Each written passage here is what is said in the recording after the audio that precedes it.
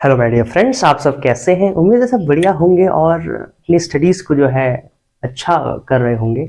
माफ़ी चाहूँगा, बड़े लंबे समय के बाद जो है वीडियो बना रहा हूँ और आज जो है हिस्ट्री में एक नया चैप्टर पढ़ने वाले हैं। अरे सच में अगर आप इस चैप्टर को देखेंगे तो आपकी रूह को छूने वाला चैप्टर है। हम जिस देश में रहते हैं उस देश की इतिहास को जब पढ़ते हैं तो ये घटना कई बार दिमाग में आ जाती है। तो चैप्टर का नाम है रिबल्स एंड द राज और यहाँ पे हम बात करेंगे 1857 के युद्ध के बारे में। एंड देखिए, एक बात मैं आपसे साझा करना चाहता हूँ। हम आज जिस देश में रह रहे हैं, जिस परिस्थितियों में रह रहे हैं, हिंदू मुस्लिम का ये झगड़ा चल रहा है ना, ये उस कंडीशन के लिए एक बहुत अच्छा एग्जाम्पल सेट करने वाला चैप्टर है। एकता अगर आपको देखनी है तो भाई साहब इस चैप्टर को पढ़ लीजिए। आप खुद सर पकड़ के बैठ जाएंगे कि आज क्या हाल हो रहा है। ये राजनेता, ये बड़े बड़े जो धार्मिक लोग हैं, संत लोग हैं, कहने के लिए तो उच्च स्तर पर बैठे हैं, लेकिन देश का विभाजन कैसे हो रहा है और हम सामान्य लोग इस बात को नहीं समझ पाते और चीज़ों को वैसे ही समझ बैठते हैं जैसा हमें जिस रूप में उसको दिखाया जाता है। तो हमें थोड़ा सा अपने सेंसेस को थोड़ा एक्टिवेट करना पड़ेगा, क्योंकि आधुनिकता भी आ रही है, साथ साथ में हमारा जो मन है उसको भी हमें काबू में करना है। तभी एक अच्छा समाज बन पाएगा।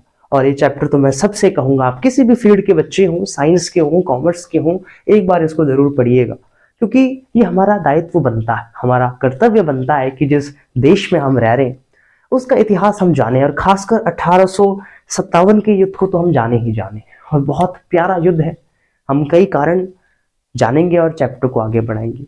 तो चलिए स्टार्ट करते हैं। चैप्टर 11 है आपका रिबल्स एंड द राज, और let's start the chapter. Chapter को शुरू करते हैं।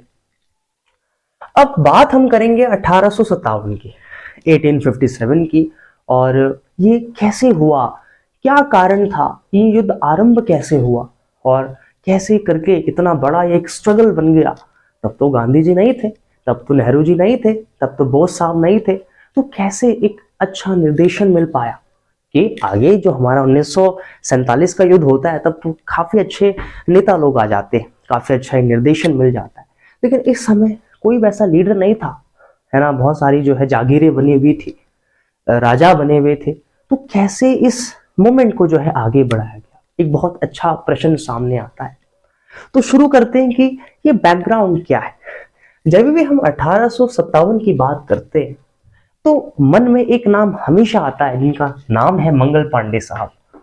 आपने जरूर कहीं ना कहीं इनका नाम सुना होगा, और अगर नहीं सुना है तो उसका मतलब आप एक सच्चे भारतीय नहीं। तो मंगल पांडे आपने जरूर सुना होगा, है। ये 1857 से पहले की घटना थी, थोड़ा पहले की घटना थी, और एक इंसिडेंट हुआ था और उससे एक स्पार्क मिल गया था, एक फ्यूचर के लिए एक फ्रेमवर्क सेटअप हो गया था। तो हुआ क्या था कि मंगल पांडे ने सबसे पहली बार इन कैटरेजेस के लिए, क्योंकि देखिए 1857 का जो युद्ध होता है इसका एक मुख्य कारण क्या था, जो एक कैटरेज आती है, कैटरेजेस, वो इसका एक मेन कारण था। अब ये कैटरेजेस क्या होती है, बेसिकली बुलेट्स, ग्रीस्ड कैटरेजेस थी। कैसी कैटरेजेस थी, ग्रीस्ड कैटरेजेस थी। और जो बुलेट्स थी, जो कैटरेजेस थी, उनमें फैट लगा था, मांस लगा था, काउस का और पिग्स का, गाय का और सुअरों का मांस उन गोलियों में, उन बुलेट्स में, उन कैटरेजेस में लगा था। और इनको चलाते कैसे थे, क्योंकि उस समय कोई हाई फाई टेक्नोलॉजी नहीं होती थी। तो चलाते कैसे थे, उसको मुंह से खोलते थे, ऐसे दांत मारना होता था और तब जाके वो बुलेट चल पाती थी। अब क्योंकि इनमें गाय का और सुअरों का मांस लगा है तो लोगों ने कहा भैया ये तो हमारा धर्म भ्रष्ट हो जाएगा। भाई आप हमसे, अब हिंदू भाई बोलेगा कि आप हमसे गाय का मांस खिलाओगे। जिस गाय को हम पूछते हैं, जो हमारी देवी है, इतने सारे 84 लाख पता नहीं कितने देवी देवता उनमें वास करते हैं, कि हम उनके मांस में दांत मारेंगे, उनके इस फैट में, ऐसी बुलेट्स में हम बाइट करेंगे। वहीं दूसरी तरफ अगर हम मुस्लिम्स के पर्सपेक्टिव से बात करें तो पिग्स को अच्छा नहीं मानते उनके रिलीजन में, एक बहुत निचली श्रेणी का प्राणी माना जाता है। और ये भी उतना ही वैसा है। खैर हमारा जो मीनिंग है गाय को लेके वो एक पूजनीय मीनिंग है, हम तो पूजा करते हैं, लेकिन मुस्लिम्स में पिग्स को पूजा नहीं जाता। एक बहुत ही निचली नज़र से देखा जाता है। और इनफैक्ट घरों में सुअरों को आना भी अलाउड नहीं है, मतलब भगाया जाता है। ये प्राणी इनसे बहुत ही घृणा करते हैं, बहुत नफरत करते हैं। तो मुस्लिम्स भी कहते हैं कि हम क्या सुअर के मांस में दांत मारेंगे, हमारा भी धर्म भ्रष्ट हो जाएगा, हम नहीं करना चाहते हैं। तो इस बात को सबसे पहली बार जो आगे बढ़ाया वो साहब थे हमारे मंगल पांडे साहब। और कहानी है बैरकपुर की। बैरकपुर की कहानी है ये। एक चिंगारी लगी थी बैरकपुर में। बैरकपुर आपका जो है वेस्ट बंगाल में पड़ता है, बंगाल में पड़ता है। और एक सिपाही थे पांडे साहब, और इन्होंने एक आवाज उठाई। खैर बाद में चल के तो फांसी मिल जाती है और घटना वहीं खत्म हो जाती है। लेकिन फिर इस घटना के उपरांत, इस घटना के बाद एक फ्रेमवर्क मिल जाता है और फ्यूचर इंसिडेंसेस के लिए ये एक दायरा सेटअप हो जाता है कि अब हमने देखिए एग्जीक्यूशन करना है, हमने आवाज उठानी है, ठीक है। और ये मूवमेंट 1857 का क्यों इतना जाना जाता है, क्यों इसको हम इतना गुणगान करते हैं ना, 1947 के इक्विवेलेंट ही मानते हैं, वैसा ही मानते हैं, उतना ही महत्व देते हैं, क्योंकि ये मूवमेंट एक बहुत लैंडमार्क है हमारे इंडियन हिस्ट्री में। पहली दफा इतने हाई वॉल्यूम में, इतने हाई स्केल में मूवमेंट्स हुए। लोग अलग अलग एरिया से निकल के सामने आते हैं, अलग अलग रियासतें सामने आती हैं और अंग्रेजों के खिलाफ एक आवाज उठाती है। और अंग्रेजों को भी पहली बार लग जाता है कि हम थोड़ा सा, अब हमें अपने रूल को थोड़ा सा सिंपल करना पड़ेगा, क्योंकि अब तक वो कट्टरता से रूल कर रहे थे। एक माइंडसेट का जो चेंज ब्रिटिशर्स का होता है वो इस मूवमेंट के बाद ही होता है। तो बहुत इंपॉर्टेंट है, इसको जानना बड़ा जरूरी है। तो चलिए इसको शुरुआत से जानते हैं कि कब का वो दिन था, कब की वो घटना थी और चिंगारी कहां से लग गई। तो शुरू करते हैं। मैं बात करना चाहूंगा 10 मई की। जी हाँ, 10 मई का वो दिन था, 1857 का वो दिन था और म्यूटिनी स्टार्ट हो गया। अच्छा, म्यूटिनी क्या होता है? देखिए, दो शब्द आप इतिहास में जरूर देखेंगे, मतलब पता होना चाहिए। एक म्यूटिनी होता है और एक शब्द होता है रिवॉल्ट। दोनों में अंतर है, जो रेंज है उसका अंतर है, पॉइंट ऑफ कवरेज का अंतर है। अगर हम म्यूटिनी की बात करते हैं तो म्यूटिनी का मतलब होता है कि जो आर्म्ड फोर्सेस है उसमें रिवॉल्ट चल रहा है या उसमें डिसोबीडियंस हो रहा है ऑर्डर्स का, वहां पे जो है कुछ मूवमेंट्स हो रहे हैं, हस्तक्षेप हो रहा है, मतलब सिपाही लोग बात नहीं मान रहे, वहां पे कुछ अपराइजिंग हो रही है, कुछ उथल पुथल हो रही है। वहीं अगर मैं रिवॉल्ट की बात करूं तो रिवॉल्ट में सोल्जर्स तो भाग लेंगे, प्लस जो सिविलियंस है, जो नागरिक लोग हैं, सिविलियंस भी यहाँ पे जुड़ जाएंगे, राजा लोग भी यहाँ पे जुड़ जाएंगे। और एक बड़े पैमाने में जब एक मूवमेंट स्टार्ट हो जाएगा तो उसको रिवॉल्ट कहते हैं। दैट्स वाई 1857 को हम एक रिवॉल्ट कहते हैं, म्यूटिनी नहीं कहते। म्यूटिनी से शुरू होता है एंड बाद में चल के वो एक रिवॉल्ट बन जाता है। तो मैं बात कर रहा था 10 मई की। जी हाँ, ये तारीख आपने याद करनी। मैं 10 मई की बात कर रहा था, 1857 की बात कर रहा था। हुआ क्या, दिल्ली में ये बात शुरू हो गई, मेरठ में, एक्चुअली मेरठ में, जो कि यूपी में पड़ता है आपका, उत्तर प्रदेश में एक जगह है मेरठ, काफी फेमस जगह है। तो मेरठ में एक म्यूटिनी स्टार्ट हो जाती। क्या स्टार्ट हो जाता है भाई साहब? एक म्यूटिनी स्टार्ट हो जाती है। वहां के सिपाही जो है वो आक्रोश में आ जाते हैं, गुस्से में आ जाते हैं, बहुत उनको टॉर्चर हो जाता है। और जब ये ग्रीस कैट्रिजेस की वो बात करते हैं कि हमें ऐसे बुलेट्स को चबाना पड़ेगा दांत से, ऐसे बाइट मारना पड़ेगा, तो मेरठ में ये शुरू हो जाता है 10 मई के दिन और धराशाही हर जगह फैल जाती है। जो गवर्नमेंट बिल्डिंग्स है, सबसे पहले तो एक बेल ऑफ आर्म्स को वो लूटते हैं। ये बेल ऑफ आर्म्स क्या होता है? देखिए, बहुत इंपॉर्टेंट टर्म है बेल ऑफ आर्म्स। इसका क्या मतलब होता है? मतलब एक ऐसा रूम, एक ऐसी जगह जहां पे वेपन्स रखे, जहां पे हथियार रखे, तो उनको लूट लेते हैं, उनको सीज कर लेते हैं, जो सिपाही लोग हैं अपने अंडर कर लेते हैं। गवर्नमेंट बिल्डिंग्स को डिस्ट्रॉय कर देते हैं। जो कोर्ट्स होते हैं, वहां के जो कोर्ट्स, ब्रिटिश कोर्ट्स, उसको तोड़ देते हैं। ब्रिटिशर्स के जो बंगले होते हैं उनमें अटैक मार देते हैं, बंगलोज में अटैक कर देते हैं। और साथ साथ में जो आपके लैंडलॉर्ड्स हैं, जो मनी लेंडर्स हैं, जो साहूकार हैं, जो जमींदार लोग हैं, उनको भी ये अटैक करते हैं, क्योंकि लैंडलॉर्ड ने काफी इनकी परिस्थितियों का फायदा उठाया था। हम सब जानते हैं 1793 में जब लॉर्ड कॉर्नवालिस थे, लॉर्ड कॉर्नवालिस के लीडरशिप में जो है परमानेंट सेटलमेंट का सिस्टम आता है, जमींदारी का सिस्टम आता था, है ना। जमींदारी एक सिस्टम था, हम सब जानते हैं। तो 1793 में जब लॉर्ड कॉर्नवालिस थे हमारे ब्रिटिश इंडिया में एक मेन लीडर की तरह, तो वो एक सिस्टम लाते हैं जिसका नाम था जमींदारी सिस्टम। जी हाँ, अब ये जमींदारी सिस्टम क्या था, बेसिकली एक कर फिक्स हो जाता था और जो ब्रिटिशर्स है वो जमींदारों को कहते थे कि भाई जी आपके एरिया में ये सब एरिया आ रहा है, ये विलेज आ रहे हैं, तो यहाँ के किसानों से आपने कर वसूलना है और उसका इतना पार्ट आप हमें दे देंगे, बाकी जो भी है वो आप अपने पास रख लीजिएगा। और एक लॉ आता है जिसका नाम था सनसेट लॉ। जी बिल्कुल, यूपीएससी के पर्सपेक्टिव से अगर आप पढ़ रहे हैं तो इस लॉ को याद रख लीजिए, बड़ा इंपॉर्टेंट लॉ है। तो सनसेट लॉ भी सामने आता है। ये सनसेट लॉ क्या कहता है? सनसेट लॉ कहता है कि जिस दिन आपने हमें वो रेंट देना है ना, वो रेवेन्यू देना है, जमींदारों को बोला जाता था कि महीने की इस तारीख में आप हमें दे देंगे, वसूल के दे देंगे। तो अगर उस दिन का सनसेट हो जाए, सूर्यास्त हो जाए, और अगर आपने तब तक हमें रेवेन्यू नहीं दिया, तो आपकी जो लैंड्स हैं उस पर हम ऑक्शन करेंगे। क्या करेंगे? जो आपको एरिया हमने दिया है उस पर हम क्या कर देंगे? उस पर हम ऑक्शन कर देंगे और कोई नया जमींदार हम बना देंगे। तो ये एक लॉ था, सनसेट लॉ था। तो बेसिकली किसानों को लूटा जाता था, कोई फिक्स नहीं था। ऐसे फिक्स तो था कि परमानेंट है कि आपने इतना ही देना है, तो उन्होंने पहले ही अंग्रेजों ने एक ज्यादा रेवेन्यू फिक्स कर दिया कि बाद में वो नहीं चेंज कर सकते। ये नियम था कि परमानेंट है, वो परमानेंट सेटलमेंट सिस्टम है, परमानेंट रेवेन्यू सिस्टम। तो बहुत ज्यादा ही कर फिक्स हो गया था।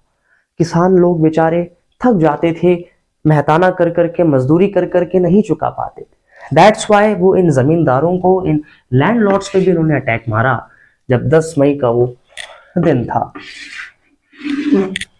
जी हाँ, अटैक हुआ और अलग अलग जो है बिल्डिंग्स को तोड़ के वो दिल्ली की तरफ रवाना हो गए। जो सिपाही लोग थे वो कहाँ रवाना हो गए? दिल्ली की तरफ रवाना हो गए शाम के टाइम में आते आते। तो अगले ही दिन 11 मई के दिन क्या हुआ? जब 11 मई आया तो 11 मई की सुबह, बिल्कुल अर्ली इन द मॉर्निंग, सुबह सुबह अर्ली मॉर्निंग, जो सिपाहियों की टोली थी और कुछ लोग भी फॉलो कर रहे थे दिल्ली में, जब सिपाही घुसे, टुकड़ी घुसी सिपाही की मेरठ की, तो वहां के लोगों ने भी, दिल्ली के लोगों ने भी उन सिपाहियों को ज्वाइन करा। तो बेसिकली सिपाही लोग जो थे वो लाल किले पहुंच जाते हैं। कहाँ पहुंच जाते हैं? Red fort. सुबह सुबह रेड फोर्ट पहुंच जाते हैं और उसके डोर में खड़े हो जाते हैं। और रेड फोर्ट में उस समय कौन रहते थे? उस समय बहादुर शाह जफर साहब रहते थे। जो बहादुर शाह जफर साहब हैं वो लाल किले में रहते थे और काफी एज हो गई थी, तो अपने अंतिम चरणों में थे। बहादुर शाह जफर जी जो है उस समय लाल किले में रहते थे और मई का महीना था। मई का जो महीना होता है मुस्लिम्स के धर्म के हिसाब से रमजान का महीना होता है और रमजान में सूर्योदय होने से पहले, सनराइज होने से पहले आपने अपना मील ले लेना है, क्योंकि फिर आप कुछ नहीं खा सकते, कुछ पी नहीं सकते। तो इन्होंने अपनी प्रेयर्स कर ली थी और अपनी प्रेयर्स करने के बाद, पूजा पाठ करने के बाद, अल्लाह से दुआ करने के बाद, अपने मील को खाने के बाद, खाना भी लगभग खा ही लिया था, तब तक ये सिपाही पहुंच गए। मतलब इनका खाना फ्रेश हुआ ही और थोड़े ही समय के बाद ये सिपाही जो थे, जो मेरठ से आए थे, ये रेड फोर्ट के दरवाजे में खड़े हो जाते। अब जफर साहब जो थे आखिरी मुगल रूलर थे, तो जफर साहब को आवाज आती है कि भैया क्या हो रहा है, नीचे से क्या आवाज आ रही है। तो जाते हैं, खिड़की की तरफ देखते हैं, तो वो सिपाही कहते हैं कि भाई जी, हे जफर साहब, हम तो मेरठ से आए हैं और आपका एक निर्देशन लेने आए हैं। हम आपके पास इसलिए आए हैं ताकि आप अपने हमें ब्लेसिंग्स दें, अपने आशीर्वाद दें, अपने ब्लेसिंग्स को आप हमें दें और हमारे लीडर बन जाइए, हमारे लीडर बन जाइए आप, ताकि नाम, एक लेजिटिमेसी मिल जाए ना, एक नाम मिल जाए कि अच्छा इस आदमी के अंडर ये मूवमेंट हुआ, तो आप हमारे लीडर बन जाइए, हम बस ये चाहते हैं। अब जफर साहब जब इस बात को सुनते हैं तो शुरुआत में उनका रिएक्शन रहता है कि अजीब सा, डर जाते हैं, घबरा जाते हैं, क्या हो रहा है, ये उथल पुथल, ये तबाही, ये क्या हो रही है। दिल्ली में सेम हो चुका था हशन। और शुरुआत में बहादुर जी जो है मना करते हैं, मतलब उनके चेहरे के हाव भाव को देख के लगता है कि वो नहीं चाहते इस पचड़े में पड़ना, इस मामले में पड़ना। तो एक रिएक्शन देते हैं कि नहीं, मैं डिसएग्री कर, बोल नहीं रहे हैं लेकिन मुंह से लग रहा है, चेहरे से लग रहा है कि डिसएग्री कर रहे हैं। अब इतने में क्या हुआ, और सोल्जर्स कहीं से आए और उन्होंने रेड फोर्ट के अंदर इनसाइड एंट्री मार दी।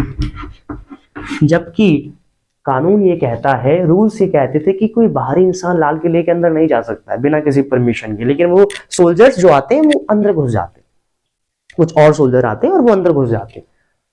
अब वो बहादुर जी को कवर अप कर लेते हैं, भाई चारों तरफ उनके खड़े हैं।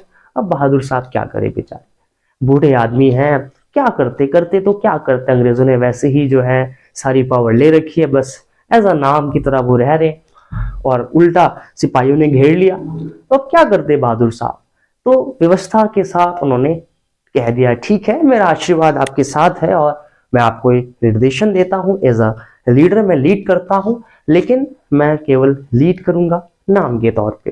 तो ये एक घटना होती है। फिर 12 और 13 मई में थोड़ा शांति रहती है। ये बहादुर जी की जो घटना है, ये तो 11 तारीख की घटना है ना, 11 मई की घटना। 10 तारीख को एक आग लगी मेरठ में, 11 तारीख को दिल्ली आ गए, और फिर 12 और 13 मई में थोड़ा सा शांति रही नॉर्थ इंडिया में, एंड तब से मूवमेंट ये आगे काफी बढ़ने लगा। तो ये एक शुरुआती सेंस हमने देखा कि हुआ कैसे। अब हम बात करेंगे कि मूवमेंट शुरू होता कैसे था। हमने बात करी कि मेरठ में एक चिंगारी लगी, तो जब वो चिंगारी लगती थी उस क्षण होता क्या था, इंडिकेशन कैसे मिलता था, सिपाहियों को पता कैसे चलता था कि हमने डिस्ट्रक्शन करना, एक सिग्नल कैसे मिलता था, तो वो डिस्कस करते हैं। आई होप आपको समझ में तो आ रहा होगा कि अब तक की जो घटना हमने डिस्कस करी, जफर साहब का इंसिडेंस देखा, थोड़ा सा मैंने आपको बैकग्राउंड बताया कि जमींदारी सिस्टम क्या होता है, और केवल जमींदारी नहीं था, जमींदारी सिस्टम के साथ साथ एक मनसबदारी सिस्टम भी आता है। हम मनसबदारी सिस्टम में अंग्रेज कहते हैं कि भैया हमें जमींदारों का कंसेप्ट रखना ही नहीं है, हम सीधा जो है किसानों से बात करेंगे, सीधा फार्मर से डीलिंग करेंगे, और रेवेन्यू वेरी करता है, फिक्स नहीं था, फिक्स जमींदारी सिस्टम में था। मनसबदारी में डायरेक्टली किसानों से बात होती थी और बातचीत के तौर पे रेवेन्यू वेरी करता रहता था, कभी ज्यादा कर देना पड़ता था तो कभी एक कम कर देना पड़ता था। अच्छा, एक बहुत अच्छे ब्रिटिशर इकोनॉमिस्ट थे उस टाइम पे, 1830 के आसपास की मैं घटना बता रहा हूँ। 1790s के बाद 19 सेंचुरी में आते आते 1800 की कुछ बात है। तो उस टाइम पे एक बहुत अच्छे ब्रिटिश इकोनॉमिस्ट थे जिनका नाम था डेविड रिकार्डो। डेविड रिकार्डो साहब कौन थे, तो रिकार्डो साहब भी थे, थोड़ा सा मैं आपको एक ग्लिम्स दे देता हूं कि रिकार्डो साहब कौन थे। ये बेसिकली ब्रिटेन के एक बहुत जाने माने उस टाइम के इकोनॉमिस्ट थे, एक अर्थशास्त्री थे, और ये अपनी एक फिलॉसफी देते हैं, ये अपना एक थ्योरी देते हैं कि जो ब्रिटिशर्स है उनको कितना रेवेन्यू लेना है किसानों से। वो बताते हैं, वो क्या बताते हैं कि जितना भी प्रोड्यूस हो रहा है उसका एक एवरेज रेंट लेंगे, जो एवरेज रेंट बनेगा वो लेंगे, बाकी सरप्लस मार्केट की यूज में होगा, लेकिन आपने केवल एवरेज रेंट पे ही अपना एक रेवेन्यू लेना है। ऐसा एक फिलॉसफी जो है रिकार्डो साहब ने दी और इसको आगे बढ़ाया। तो ये तो क्या रेवेन्यू के पर्सपेक्टिव से, मतलब रेवेन्यू मैं आपको क्यों बता रहा हूँ, बेसिकली इसलिए बता रहा हूँ, ये बताने के लिए कि किसानों की कंडीशन कितनी खराब हो गई थी।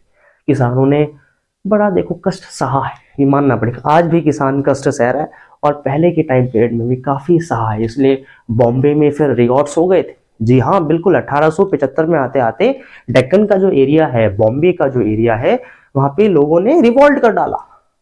जो एक दफ्तर होते हैं, जो कानूनी दस्तावेज होते हैं, सबको फाड़ दिया, जो एग्रीमेंट्स होते थे किसानों के साथ, और बिल्कुल फ्रॉड होता था। किसानों को बोला तो जाता था कि इतनी जमीन है, लेकिन एक अलग वैल्यू पे उन पे डीलिंग होती थी। तो मतलब काफी फ्रॉडनेस जमींदार करते थे, और उन सारे रिकॉर्ड्स को जलाया, आग लगा दी, और आग लगा दी तो डेक्कन में जो है रिवॉल्ट होता है। खैर वो तो बात की बात है, अभी हम 1857 की हम बात कर रहे हैं।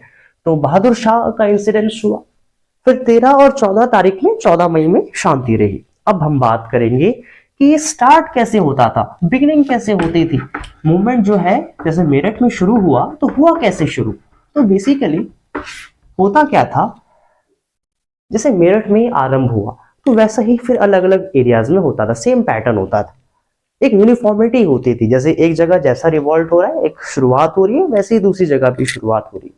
तो शुरुआत होती कैसे थी?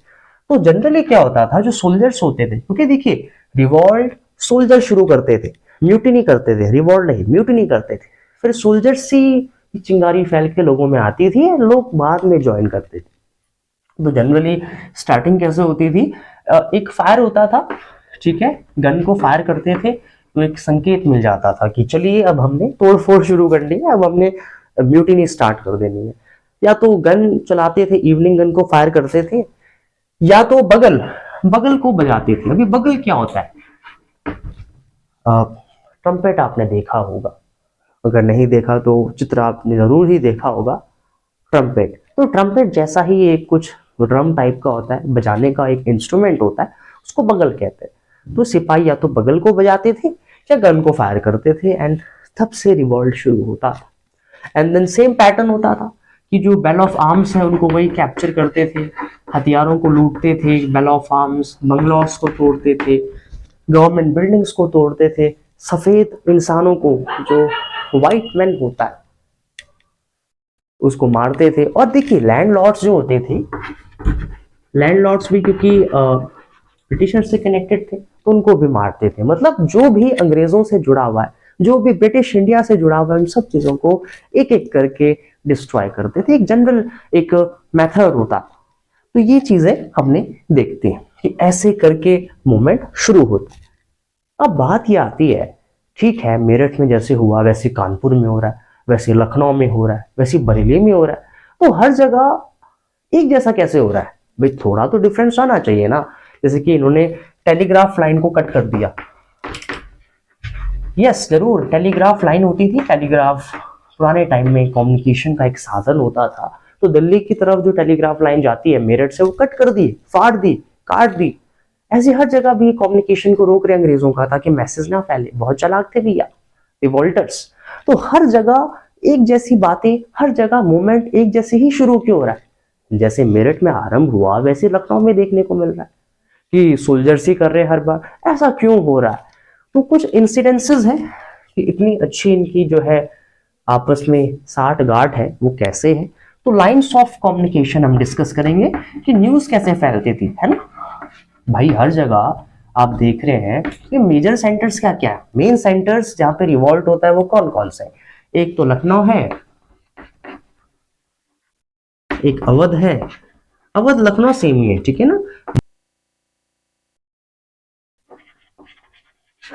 एक कानपुर में होता है, ठीक है, बिहार में होता है, आरा एक प्लेस है बिहार में, आरा एक जगह है, आरा में होता है, दिल्ली में होता है, ठीक है, बरहट में होता है, बराउट ये यूपी में पड़ता है। तो मेनली जो ये मेन एरियाज ये हैं, ये कुछ मुख्य एरियाज है। मतलब यूपी के एरिया में ही मेनली ये रिवॉल्ट हुआ, ज्यादा नहीं फैला, यूपी के आसपास के एरिया में फैला।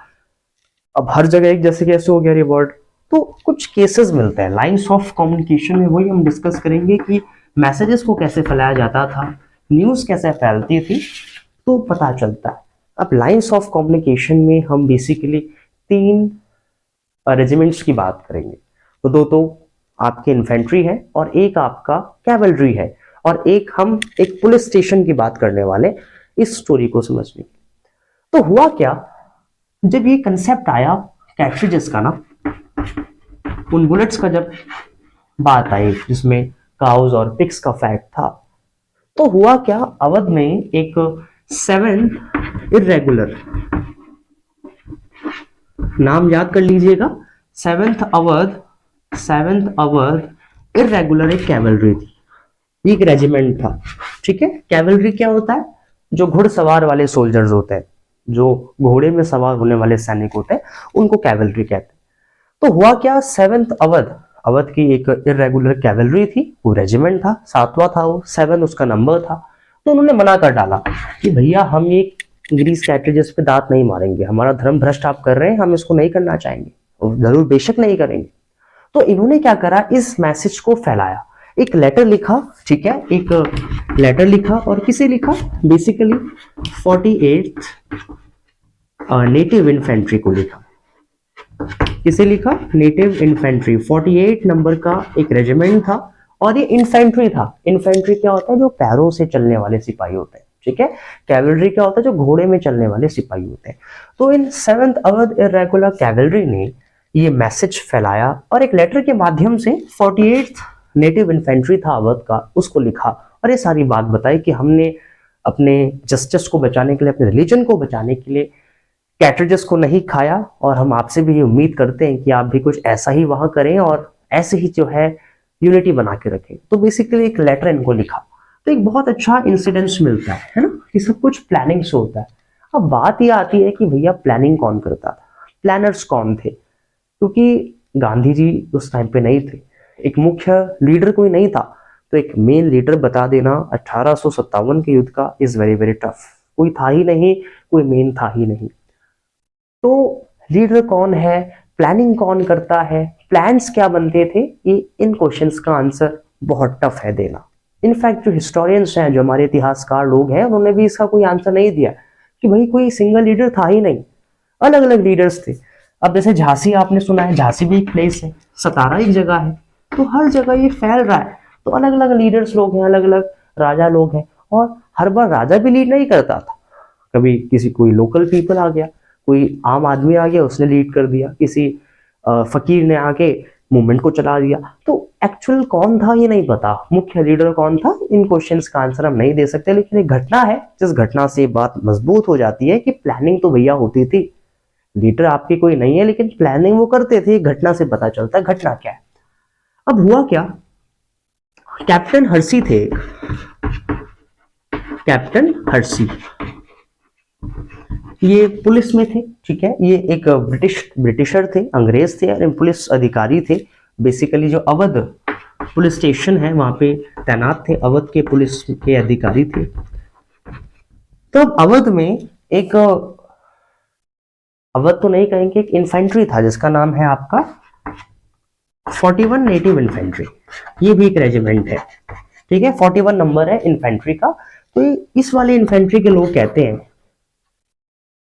अवध के पुलिस स्टेशंस के लोगों को, जो पुलिस स्टेशन में लोग थे, सिपाही लोग थे, कि आप, मतलब सिपाही जो सबऑर्डिनेट थे, जो भारतीय सिपाही वहां पे लगे थे, जो भारतीय अधिकारी वहां पे थे, ये इन्फेंट्री के लोग इन्हें कहते हैं कि आप इन हर्सी साहब को मार दीजिए, क्योंकि हम सब अंग्रेजों को एक एक करके मारते जा रहे हैं।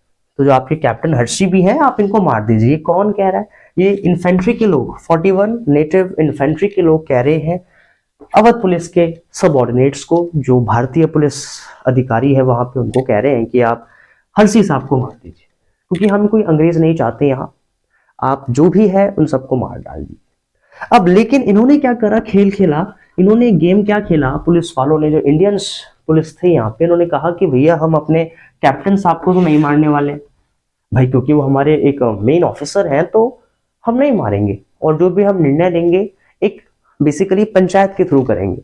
हम एक पंचायत करेंगे और उस पंचायत के थ्रू ही जो है डिसीजन लिया जाएगा, जिस पंचायत में हर रेजिमेंट का, केवल 41 ही क्यों, हर रेजिमेंट का जो मेन ऑफिसर है वो आएगा, बातचीत होगी एंड तब निर्णय लिया जाएगा कि हर्षी के साथ क्या करना है।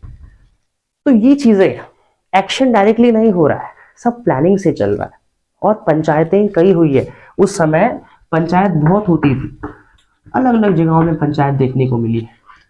और ये चीज मध्यकालीन जो इतिहास है हमारा, मेडिवल जो हिस्ट्री है, उसमें कई जगह देखने को मिला है। पंजाब में, हरियाणा में तो खासकर पंचायतें काफी होती थी, ग्राम पंचायतें बनती थी और अपने एक लोकल लेवल की एक अलग पंचायत होती थी। तो मामला, जो आपका मामला होता था, वो नहीं पहुंचता था सुल्तानों के पास, जो आपके लीडर्स होते थे या जो आपके शासक होते थे, मुगल्स लोग, उनके पास मामला पहुंचता ही नहीं था, नीचे ही सेटल हो जाता। तो ऐसे ही ये एक सेंस आता है और प्लानिंग का कंसेप्ट हमें दिखता है। अब हम बात करेंगे लीडर्स कौन थे, जो मेन लोग हैं, क्योंकि देखिए कोई मुख्य लीडर नहीं है, मैं बार बार इसी बात को कह रहा हूं, लेकिन कुछ जो सामने आते हैं, लीड करते हैं, वो कौन है, वो हम बात करना चाहेंगे। तो अब लीडर्स आते हैं, और लीडर्स में कई एरिया, जैसे ये पहले हमने देखे जफर साहब, बहादुर शाह जफर,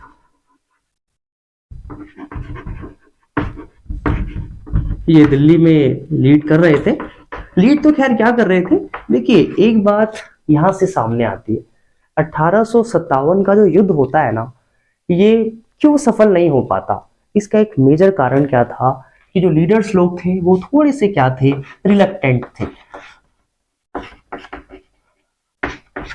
वो खुद से नहीं सामने आए, इनको प्रेशराइज करा गया और इनको फिर रिवॉल्ट में लाया गया और सब अपने मतलब के लिए लड़ रहे थे। ऑल्दो यूनिटी थी, हिंदू मुस्लिम एक साथ आ गए, लेकिन लीडरशिप की बात करेंगे, अगर हम लीडर्स की बात करेंगे तो उनमें यूनिटी नहीं थी। झांसी वाली जो लक्ष्मीबाई है आपकी, वो केवल झांसी के लिए लड़ रही थी, भारत के लिए नहीं लड़ रही थी।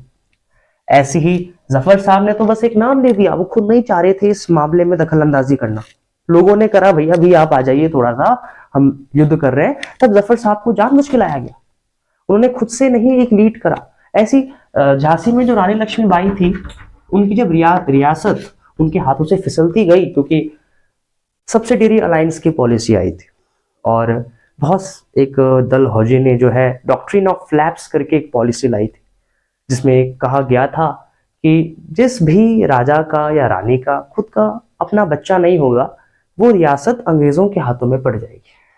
अब रानी ने तो, जो झांसी रानी लक्ष्मीबाई है, उनका तो कोई खुद का बेटा नहीं था, जो उनका बेटा था उन्होंने अडॉप्ट करा था, है ना, कोई और बेटा था वो, तो प्रेशराइज में आके इन्होंने फिर लड़ाई करी, तो झांसी ने भी झांसी के लिए लड़ा।